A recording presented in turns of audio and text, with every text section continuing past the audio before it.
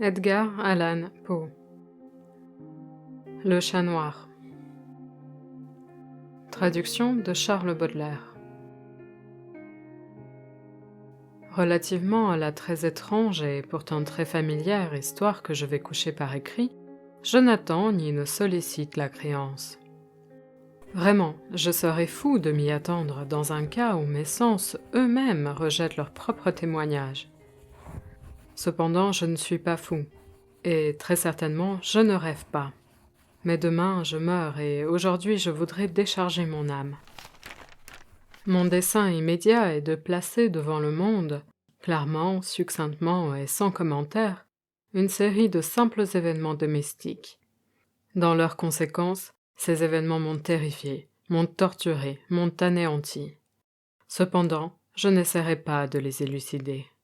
Pour moi, ils ne m'ont guère présenté que de l'horreur. À beaucoup de personnes, ils paraîtront moins terribles que baroques. Plus tard, peut-être, il se trouvera une intelligence qui réduira mon fantôme à l'état de lieu commun. Quelque intelligence plus calme, plus logique, et beaucoup moins excitable que la mienne, qui trouvera dans les circonstances que je raconte avec terreur qu'une succession ordinaire de causes et d'effets très naturels. Dès mon enfance, j'étais notée pour la docilité et l'humanité de mon caractère.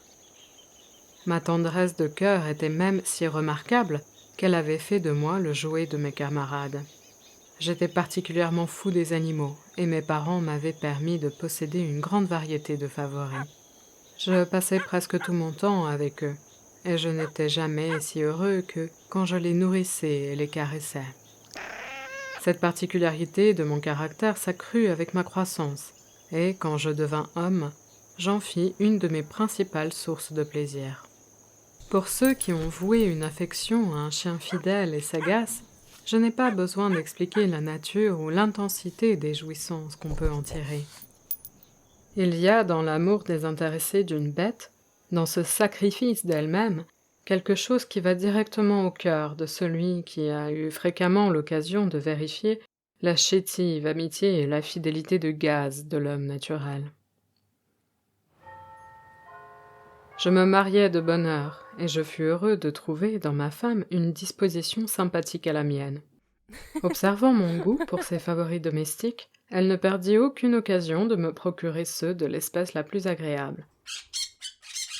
Nous eûmes des oiseaux, un poisson doré, un beau chien, des lapins, un petit singe et un chat. Ce dernier était un animal remarquablement fort et beau, entièrement noir et d'une sagacité merveilleuse. En parlant de son intelligence, ma femme, qui au fond n'était pas peu pénétrée de superstition, faisait de fréquentes allusions à l'ancienne croyance populaire qui regardait tous les chats noirs comme des sorcières déguisées. Ce n'est pas qu'elle fût toujours sérieuse sur ce point, et si je mentionne la chose, c'est simplement parce que cela me revient en ce moment même à la mémoire. Pluton, c'était le nom du chat, était mon préféré, mon camarade. Moi seul, je le nourrissais, et il me suivait dans la maison partout où j'allais. Ce n'était même pas sans peine que je parvenais à l'empêcher de me suivre dans les rues. Notre amitié subsista ainsi plusieurs années, durant lesquelles l'ensemble de mon caractère et de mon tempérament, par l'opération du démon intempérance, je rougis de le confesser, subit une altération radicalement mauvaise. Je devins de jour en jour plus morne, plus irritable, plus insoucieux des sentiments des autres. Je me permis d'employer un langage brutal à l'égard de ma femme. À la longue, je lui infligeai même des violences personnelles. Mes pauvres favoris, naturellement, durent ressentir le changement de mon caractère. Non seulement je les négligeais, mais je les maltraitais.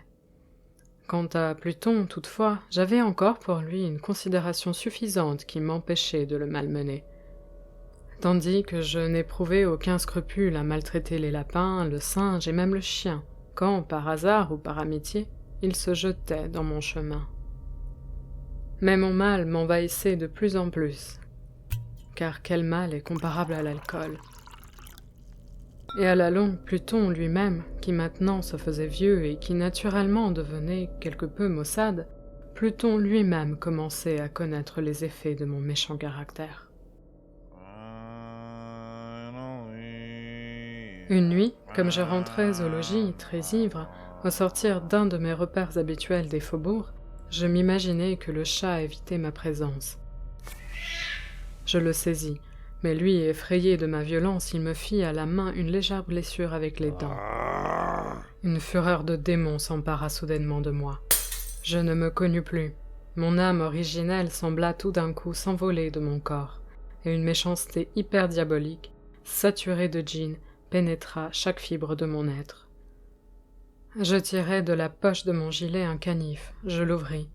Je saisis la pauvre bête par la gorge et, délibérément, je fis sauter un de ses yeux de son orbite. Je rougis, je brûle, je frissonne en écrivant cette damnable atrocité. Quand la raison me revint avec le matin, quand j'eus cuvé les vapeurs de ma débauche nocturne, j'éprouvai un sentiment moitié d'horreur, moitié de remords pour le crime dont je m'étais rendu coupable, mais c'était tout au plus un faible et équivoque sentiment, et l'âme n'en subit pas les atteintes. Je me replongeai dans les excès, et bientôt je noyai dans le vin tout le souvenir de mon action. Cependant, le chat guérit lentement. L'orbite de l'œil perdu présentait, il est vrai, un aspect effrayant, mais il n'en parut plus souffrir désormais. Il allait et venait dans la maison selon son habitude, mais comme je devais m'y attendre, il fuyait avec une extrême terreur à mon approche. Il me restait assez de mon ancien cœur pour me sentir d'abord affligé de cette évidente antipathie de la part d'une créature qui jadis m'avait tant aimé. Mais ce sentiment fit bientôt place à l'irritation, et alors apparut, comme pour ma chute finale et irrévocable, l'esprit de perversité. De cet esprit, la philosophie ne tient aucun compte.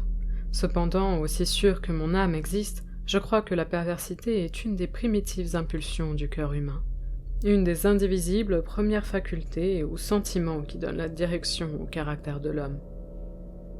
Qui ne s'est pas surpris 100 fois commettant une action sotte ou vile par la seule raison qu'il savait devoir ne pas la commettre? N'avons-nous pas une perpétuelle inclination, malgré l'excellence de notre jugement, à violer ce qui est la loi, simplement parce que nous comprenons que c'est la loi? Cet esprit de perversité, dis-je, vint causer ma déroute finale. C'est ce désir ardent, insondable de l'âme de se torturer elle-même, de violenter sa propre nature, de faire le mal pour l'amour du mal seul, qui me poussait à continuer, et finalement à consommer le supplice que j'avais infligé à la bête inoffensive. Un matin, de sang-froid, je glissai un nœud coulant autour de son cou, et je le pendis à la branche d'un arbre. Je le pendis avec des larmes plein mes yeux, avec le plus amer remords dans le cœur. Je le pendis, parce que je savais qu'il m'avait aimé, et parce que je sentais qu'il ne m'avait donné aucun sujet de colère. Je le pendis, parce que je savais qu'en faisant ainsi je commettais un péché mortel qui compromettait mon âme immortelle au point de la placer, si une telle chose était possible, même au-delà de la miséricorde infinie du Dieu très miséricordieux et très terrible. Dans la nuit qui suivit le jour où fut commise cette action cruelle, je fus tiré de mon sommeil par le cri « Au feu !» Les rideaux de mon lit étaient en flammes, toute la maison flambait. Ce ne fut pas sans une grande difficulté que nous échappâmes à l'incendie, ma femme, un domestique et moi. La destruction fut complète. Toute ma fortune fut engloutie, et je m'abandonnai dès lors au désespoir. Je ne cherche pas à établir une liaison de cause à effet entre l'atrocité et le désastre. Je suis au-dessus de cette faiblesse. Mais je rends compte d'une chaîne de faits, et je ne veux pas négliger un seul anneau. Le jour qui suivit l'incendie, je visitai les ruines. Les murailles étaient tombées, une seule exceptée. Et cette seule exception se trouvait être une cloison intérieure, peu épaisse, située à peu près au milieu de la maison, et contre laquelle s'appuyait le chevet de mon lit. La maçonnerie avait ici, en grande partie, résisté à l'action du feu, fait que j'attribuais à ce qu'elle avait été récemment remise à neuf. Autour de ce mur, une foule épaisse était rassemblée, et plusieurs personnes paraissaient en examiner une portion particulière avec une minutieuse et vive attention. Les mots « analogue »,« étrange »,« singulier » et autres expressions excitèrent ma curiosité. Je m'approchai, et je vis, semblable à un bas-relief sculpté sur la surface blanche, la figure d'un gigantesque chat. L'image était rendue avec une exactitude vraiment merveilleuse. Il y avait une corde autour du cou de l'animal. Tout d'abord, en voyant cette apparition, car je ne pouvais guère considérer cela que comme une apparition, mon étonnement et ma terreur furent extrêmes. Mais enfin la réflexion vient à mon aide. Le chat, je m'en souvenais, avait été pendu dans un jardin adjacent à la maison. Au cri d'alarme, ce jardin avait été immédiatement envahi par la foule, et l'animal avait dû être détaché de l'arbre par quelqu'un et jeté dans ma chambre à travers une fenêtre ouverte. Cela avait été fait, sans doute, dans le but de m'arracher au sommeil. La chute des autres murailles avait comprimé la victime de ma cruauté dans la substance du plâtre fraîchement étendu. La chaux de ce mur, combinée avec les flammes et l'ammoniaque du cadavre, avait ainsi opéré l'image telle que je la voyais. Quoique je satisfisse ainsi lestement ma raison, sinon tout à fait ma conscience, relativement au fait surprenant que je viens de raconter, il n'en fit pas moins sur mon imagination une impression profonde. Pendant plusieurs mois, je ne pus me débarrasser du fantôme du chat. Et durant cette période, un demi-sentiment revint dans mon âme, qui paraissait être, mais qui n'était pas, le remords. J'allais jusqu'à déplorer la perte de l'animal, et à chercher autour de moi, dans les bouges méprisables que maintenant je fréquentais habituellement, un autre favori de la même espèce et d'une figure à peu près semblable pour le suppléer.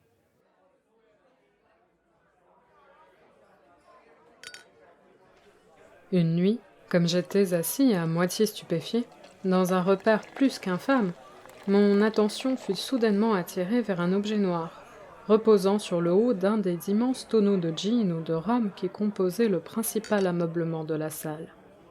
Depuis quelques minutes, je regardais fixement le haut de ce tonneau, et ce qui me surprenait maintenant, c'était de n'avoir pas encore aperçu l'objet situé dessus. Je m'en approchai, et je le touchai avec ma main. C'était un chat noir, un très gros chat, au moins aussi gros que Pluton, lui ressemblant absolument, excepté en un point. Pluton n'avait pas un poil blanc sur tout le corps. Celui-ci portait une éclaboussure large et blanche, mais d'une forme indécise, qui couvrait presque toute la région de la poitrine. À peine l'eus-je touché qu'il se leva subitement, ronronna fortement, se frotta contre ma main, et parut enchanté de mon attention. C'était donc là la vraie créature dont j'étais en quête. J'offris tout de suite au propriétaire de le lui acheter, mais cet homme ne le revendiqua pas, ne le connaissait pas, ne l'avait jamais vu auparavant. Je continuai mes caresses et quand je me préparais à retourner chez moi, l'animal se montra disposé à m'accompagner. Je lui permis de le faire, me baissant de temps à autre et le caressant en marchant. Quand il fut arrivé à la maison, il s'y trouva comme chez lui et devint tout de suite le grand ami de ma femme. Je sentis bientôt s'élever en moi une antipathie contre lui. C'était justement le contraire de ce que j'avais espéré. Mais, je ne sais ni comment ni pourquoi cela eut lieu, son évidente tendresse pour moi me dégoûtait presque et me fatiguait. Par de lents degrés, ces sentiments de dégoût et d'ennui s'élevèrent jusqu'à l'amertume de la haine. J'évitais la créature. Une certaine sensation de honte et le souvenir de mon premier acte de cruauté m'empêchèrent de le maltraiter. Pendant quelques semaines, je m'abstins de battre le chat ou de le malmener violemment. Mais graduellement, insensiblement, j'en vins à le considérer avec une indicible horreur et à fuir silencieusement son odieuse présence, comme le souffle d'une peste. Ce qui ajouta sans doute à ma haine contre l'animal fut la découverte, que je fis le matin après l'avoir amené à la maison, que comme Pluton, lui aussi avait été privé d'un de ses yeux. Cette circonstance, toutefois, ne fit que le rendre plus cher à ma femme, qui, comme je l'ai déjà dit, possédait à un haut degré cette tendresse de sentiment qui, jadis, avait été mon trait caractéristique et la source fréquente de mes plaisirs les plus simples et les plus purs. Néanmoins, l'affection du chat, pour moi, paraissait s'accroître en raison de mon aversion contre lui. Il suivait mes pas avec une opiniâtreté qu'il serait difficile de faire comprendre au lecteur. Chaque fois que je m'asseyais, il se blottissait sous ma chaise, ou il sautait sur mes genoux, me couvrant de ses affreuses caresses.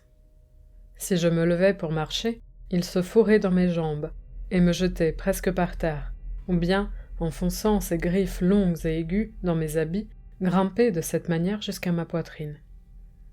Dans ces moments-là, quoique je désirasse le tuer d'un bon coup, j'en étais empêché, en partie par le souvenir de mon premier crime, mais principalement, je dois le confesser tout de suite, par une véritable terreur de la bête. Cette terreur n'était pas positivement la terreur d'un mal physique, et cependant je serais fort en peine de le définir autrement. Je suis presque honteux d'avouer, oui, même dans cette cellule de malfaiteurs, je suis presque honteux d'avouer que la terreur et l'horreur que m'inspirait l'animal avaient été accrues par une des plus parfaites chimères qu'il fût possible de concevoir. Ma femme avait appelé mon attention plus d'une fois sur le caractère de la tache blanche dont j'ai parlé, et qui constituait l'unique différence visible entre l'étrange bête et celle que j'avais tuée. Le lecteur se rappellera sans doute que cette marque, quoique grande, était primitivement indéfinie dans sa forme. Mais lentement, par degrés, par des degrés imperceptibles, et que ma raison s'efforça longtemps de considérer comme imaginaire, elle avait à la longue pris une rigoureuse netteté de contour. Elle était maintenant l'image d'un objet que je frémis de nommer. C'était là surtout ce qui me faisait prendre le monstre en horreur et en dégoût, et m'aurait poussé à m'en délivrer si je l'avais osé. C'était maintenant, dis-je, l'image d'une hideuse, d'une sinistre chose, l'image du gibet.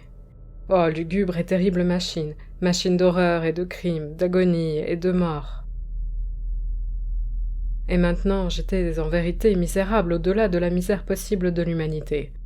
Une bête brute, dont j'avais avec mépris détruit le frère, une bête brute, engendrait pour moi, l'homme façonné à l'image du Dieu très haut, une si grande et si intolérable infortune. Hélas, je ne connaissais plus la béatitude du repos, ni le jour, ni la nuit. Durant le jour, la créature ne me laissait pas seule un moment. Et pendant la nuit, à chaque instant, quand je sortais de mes rêves pleins d'une intraduisible angoisse, c'était pour sentir la tiède haleine de la chose sur mon visage, et son immense poids, incarnation d'un cauchemar que j'étais impuissant à secouer, éternellement posé sur mon cœur. Sous la pression de pareils tourments, le peu de bon qui restait en moi succomba. De mauvaises pensées devinrent mes seules intimes, les plus sombres et les plus mauvaises de toutes les pensées. La tristesse de mon humeur habituelle s'accrut jusqu'à la haine de toute chose et de toute humanité. Cependant, ma femme, qui ne se plaignait jamais, hélas, était mon souffre-douleur ordinaire. La plus patiente victime des soudaines, fréquentes et indomptables éruptions d'une furie à laquelle je m'abandonnais dès lors aveuglement. Un jour, elle m'accompagna pour quelques besognes domestiques dans la cave du vieux bâtiment où notre pauvreté nous contraignait d'habiter. Le chat me suivit sur les marches roides de l'escalier, et, m'ayant presque culbuté la tête la première, m'exaspéra jusqu'à la folie. Levant une hache, et oubliant dans ma rage la peur puérile qui jusque-là avait retenu ma main, j'adressai à l'animal un coup qui eût été mortel s'il avait été porté comme je le voulais. Mais ce coup fut arrêté par la main de ma femme. Cette intervention m'aiguillonna jusqu'à une rage plus que démoniaque. Je débarrassai mon bras de son étreinte et lui enfonçai ma hache dans le crâne. Elle tomba morte sur la place, sans pousser un gémissement. Cet horrible meurtre accompli, je me mis immédiatement et très délibérément en mesure de cacher le corps. Je compris que je ne pouvais pas le faire disparaître de la maison, soit de jour, soit de nuit, sans courir le danger d'être observé par les voisins. Plusieurs projets traversèrent mon esprit. Un moment, j'eus l'idée de couper le cadavre par petits morceaux et de le détruire par le feu. Puis, je résolus de creuser une fosse dans le sol de la cave. Puis, je pensai à le jeter dans le puits de la cour, puis à l'emballer dans une caisse comme marchandise, avec les formes usitées, et à charger un commissionnaire de le porter hors de la maison. Finalement, je m'arrêtai à un expédient que je considérais comme le meilleur de tous. Je me déterminai à le murer dans la cave, comme les moines du Moyen-Âge muraient, dit-on, leurs victimes. La cave était fort bien disposée pour un pareil dessein. Les murs étaient construits négligemment et avaient été récemment enduits dans toute leur étendue d'un gros plâtre que l'humidité de l'atmosphère avait empêché de durcir. De plus, dans l'un des murs, il y avait une saillie causée par une fausse cheminée ou espèce d'âtre qui avait été comblée et maçonnée dans le même genre que le reste de la cave. Je ne doutais pas qu'il me fût facile de déplacer les briques à cet endroit, d'y introduire le corps et de murer le tout de la même manière, de sorte qu'aucun œil n'y put rien découvrir de suspect. Et je ne fus pas déçu de mon calcul. À l'aide d'une pince, je délogeai très aisément les briques, et, ayant soigneusement appliqué le corps contre le mur intérieur, je le soutins dans cette position jusqu'à ce que j'eusse rétabli, sans trop de peine, toute la maçonnerie dans son état primitif. M'étant procuré du mortier, du sable et du poêle avec toutes les précautions imaginables, je préparai un crépi qui ne pouvait pas être distingué de l'ancien, et j'en recouvris très soigneusement le nouveau briquetage. Quand j'eus fini, je vis avec satisfaction que tout était pour le mieux. Le mur ne présentait pas la plus légère trace de dérangement. J'enlevai tous les gravats avec le plus grand soin, j'épluchai pour ainsi dire le sol.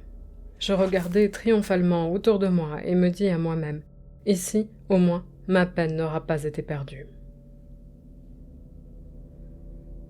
Mon premier mouvement fut de chercher la bête qui avait été la cause d'un si grand malheur, car, à la fin, j'avais résolu fermement de la mettre à mort. Si j'avais pu la rencontrer dans ce moment, sa destinée était claire, mais il paraît que l'artificieux animal avait été alarmé par la violence de ma récente colère, et qu'il prenait soin de ne pas se montrer dans l'état actuel de mon humeur. Il est impossible de décrire ou d'imaginer la profonde, la béate sensation de soulagement que l'absence de la détestable créature détermina dans mon cœur. Elle ne se présenta pas de toute la nuit, et ainsi ce fut la première bonne nuit, depuis son introduction dans la maison, que je dormis solidement et tranquillement. Oui, je dormis avec le poids de ce meurtre sur l'âme. Le second et le troisième jour s'écoulèrent, et cependant, mon bourreau ne vient pas. Une fois encore, je respirais comme un homme libre. Le monstre, dans sa terreur, avait vidé les lieux pour toujours. Je ne le reverrais donc plus jamais. Mon bonheur était suprême. La criminalité de ma ténébreuse action ne m'inquiétait que fort peu. On avait bien fait une espèce d'enquête, mais elle s'était satisfaite à bon marché. Une perquisition avait même été ordonnée, mais naturellement, on ne pouvait rien découvrir. Je regardais ma félicité à venir comme assurée. Le 4e jour depuis l'assassinat, une troupe d'agents de police vint très inopinément à la maison et procéda de nouveau à une rigoureuse investigation des lieux. Confiant, néanmoins, dans l'impénétrabilité de la cachette, je n'éprouvai aucun embarras. Les officiers me firent les accompagner dans leurs recherches. Ils ne laissèrent pas un coin, pas un angle inexploré. À la fin, pour la 3e ou 4e fois, ils descendirent dans la cave. Pas un muscle en moi ne tressaillit. Mon cœur battait paisiblement, comme celui d'un homme qui dort dans l'innocence. J'arpentais la cave d'un bout à l'autre, je croisais mes bras sur ma poitrine et me promenais çà et là avec aisance. La police était pleinement satisfaite et se préparait à décamper. La jubilation de mon cœur était trop forte pour être réprimée. Je brûlais de dire au moins un mot, rien qu'un mot, en manière de triomphe, et de rendre 2 fois plus convaincus leur conviction de mon innocence. « Gentlemen, dis-je à la fin, comme leur troupe remontait l'escalier, je suis enchanté d'avoir apaisé vos soupçons. Je vous souhaite à tous une bonne santé et un peu plus de courtoisie. Soit dit en passant, gentlemen, voilà une maison singulièrement bien bâtie. » Dans mon désir enragé de dire quelque chose d'un air délibéré, je savais à peine ce que je débitais. Je puis dire que c'est une maison admirablement bien construite. Ces murs, est-ce que vous partez, gentlemen? Ces murs sont solidement maçonnés. Et ici, par une bravade frénétique, je frappais fortement avec une canne que j'avais à la main, juste sur la partie du briquetage derrière laquelle se tenait le cadavre de l'épouse de mon cœur. Ah, comment Dieu me protège et me délivre des griffes de l'archidémon. À peine l'écho de mes coups était-il retombé dans le silence qu'une voix me répondit du fond de la tombe. Une plainte, d'abord voilée et entrecoupée, comme le sanglotement d'un enfant, puis, bientôt, s'enflant en un cri prolongé, sonore et continu, tout à fait anormal et anti-humain. Un hurlement, un glapissement, moitié horreur et moitié triomphe, comme il en peut monter seulement de l'enfer. Affreuse harmonie jaillissant à la fois de la gorge des damnés dans leur torture et des démons exultants dans la damnation. Vous dire mes pensées, ce serait folie. Je me sentis défaillir, et je chancelai contre le mur opposé. Pendant un moment, les officiers, placés sur les marches, restèrent immobiles, stupéfiés par la terreur. Un instant après, une douzaine de bras robustes s'acharnaient sur le mur. Il tomba tout d'une pièce. Le corps, déjà grandement délabré et souillé de sang grumelé, se tenait droit devant les yeux des spectateurs. Sur sa tête, avec la gueule rouge dilatée et l'œil unique flamboyant, était perchée la hideuse bête dont l'astuce m'avait induit à l'assassinat et dont la voix révélatrice m'avait livré au bourreau. J'avais muré le monstre dans la tombe.